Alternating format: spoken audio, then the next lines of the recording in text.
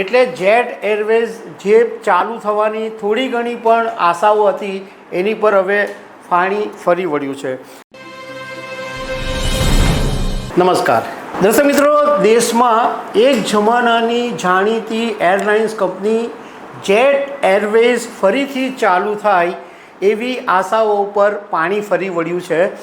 કારણ કે 7મી નવેમ્બર ગુરુવારના દિવસે સુપ્રીમ કોર્ટે આદેશ કર્યો કે આ જેટ એરવેઝની જેટલી પણ સંપત્તિ છે એને વેચી દેવામાં આવી। સુપ્રીમ કોર્ટે આદેશ આપ્યો કે જેટ એરવેઝને ફડચામાં લેવામાં આવે અને એમની જે સંપત્તિ છે એ વેચીને જે લોકોને પૈસા આપવાના છે તે અને જે જવાબદારીઓ છે એ બધી આ રકમમાંથી પૂરી કરવામાં આવે। એટલે જેટ એરવેઝ જે ચાલુ થવાની થોડી ઘણી પણ આશાઓ હતી એની પર હવે પાણી ફરી વળ્યું છે। અને જેટ એરવેઝના ચેરમેન કે જે એક જમાનામાં ભારતના સૌથી ધનિકોની યાદીમાં 16મા નંબર ઉપર હતા, એ જેલની હવા એમણે ખાધી, પણ હમણાં થોડા સમય પહેલાં એમને જામીન મળ્યા। તો જેટ એરવેઝ શું કામ ખતમ થઈ ગઈ, જેટ એરવેઝ કેમ પડી ભાંગી, એના વિશે હું તમારી સાથે વાત કરીશ।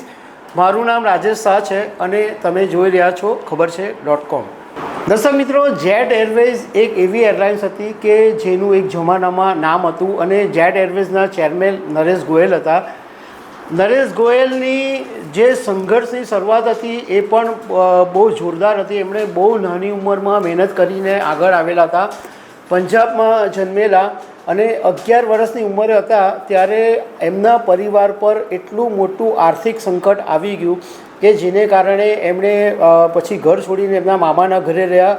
એ પછી બધી ટ્રાવેલ એજન્સીઓમાં કામ કર્યું, ટ્રાવેલ એજન્સીઓમાંથી વિદેશો ફરવાનો અનુભવ મળ્યો અને આ બધા અનુભવો મેળવ્યા પછી આખરે 1993ની અંદર 5 મેના દિવસે નરેશ ગોયલે બોઈંગ 737 અને બોઈંગ 300 વિમાન સાથે લોન્ચિંગ કર્યું। તે વખતે તો જેટ એરવેઝ એકલું જ હતું, આકાશની અંદર ખુલ્લું મેદાન હતું, સ્પર્ધા નહીં હતી।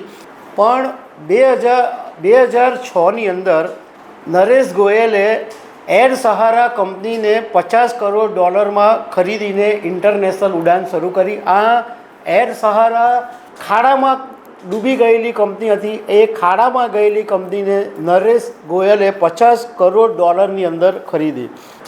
એ પછી નરેશ ગોયલની થોડી ઘણી પડતીની શરૂઆત ત્યારથી થવા માંડી કે 2012ની અંદર જ્યારે ડોમેસ્ટિક માર્કેટ શેર જે જેટ એરવેઝનો હતો એ ઘટવા માંડ્યો। નરેશ ગોયલે આ જે બધી કંપનીઓ હતી, Indigo airlines, spice, go air, આ બધી કંપનીઓને ગંભીરતાથી લીધી નહીં અને એનું પરિણામ એ આવ્યું કે ઇન્ડિગો, સ્પાઇસ, ગો એરવેઝ, આ બધી જે એરલાઇન્સ હતી એમણે જે સસ્તી ટિકિટનો જે બિઝનેસ હતો એ આખો કેપ્ચર કરી લીધો અને એને કારણે જેટ એરવેઝનો જે બિઝનેસ હતો એ સાવ ડાઉન થઈ ગયો। 2013ની અંદર ઇતિહાદ એરલાઇન્સે જેટ એરવેઝનો 24% હિસ્સો ખરીદ્યો અને એ પછી નરેશ ગોયલની પાસે જેટ એરવેઝની અંદર 51% હિસ્સો રહ્યો।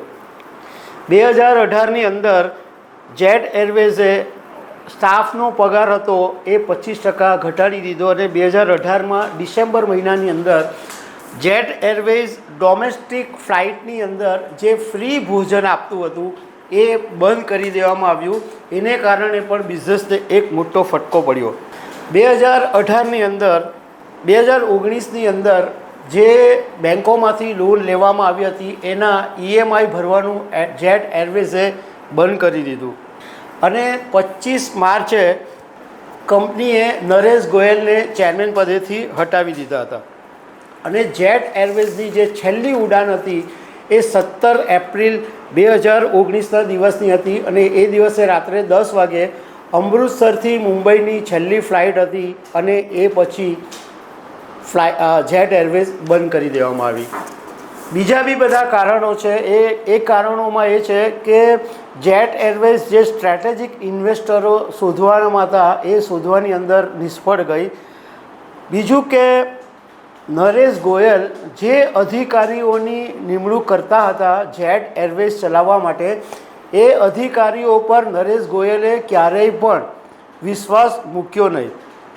બીજું કે નરેશ ગોયલે એવું કર્યું કે ખોટા ઇન્વેસ્ટમેન્ટો કર્યા અને એ પછી જ્યારે કંપની ડૂબવા લાગી ત્યારે કંપનીને આર્થિક હાલતમાંથી બહાર કાઢવા માટે એક પછી એક દેવાઓ કર્યા અને આખરે બેંકોને પણ ડૂબાડી દીધી. નરેશ ગોયલની સપ્ટેમ્બર 2023ના દિવસે ધરપકડ કરવામાં આવી, કારણ કે એમણે કેનેરા બેંક પાસેથી 538.26 કરોડ રૂપિયાની જે લોન લીધી હતી એ મની લોન્ડરિંગ અને ઉચાપતમાં વાપરી નાખી. એ આરોપ બદલ એમની ધરપકડ કરવામાં આવી અને નરેશ ગોયલના પત્ની છે અનિતા ગોયલ, એમની પણ ધરપકડ કરવામાં આવેલી, પરંતુ એમની ઉંમર અને એમના આરોગ્યને ધ્યાનમાં રાખીને એમને તે વખતે જામીન આપવામાં આવેલા. અને નરેશ ગોયલને હમણાં થોડા સમય પહેલાં જામીન મળ્યા, કારણ કે એ નરેશ ગોયલ પણ 75 વર્ષ કરતાં વધારે છે અને એમને પણ આરોગ્યના ધ્યાનમાં રાખીને જામીન આપવામાં આવેલા હતા. પણ એવી આશા હતી કે ગમે ત્યારે જેટ એરવેઝ ફરી ઊભી થઈ શકે છે, પરંતુ હવે સુપ્રીમ કોર્ટે જ્યારે એવો આદેશ આપી દીધો છે કે એની બધી સંપત્તિઓ વેચી દેવાની છે, એટલે હવે જેટ એરવેઝ ચાલુ થાય એવી કોઈ શક્યતા દેખાતી નથી. તો દર્શક મિત્રો, આવી અનેક વાતો સાથે અમે તમને મળતા રહીશું. Thank you very much.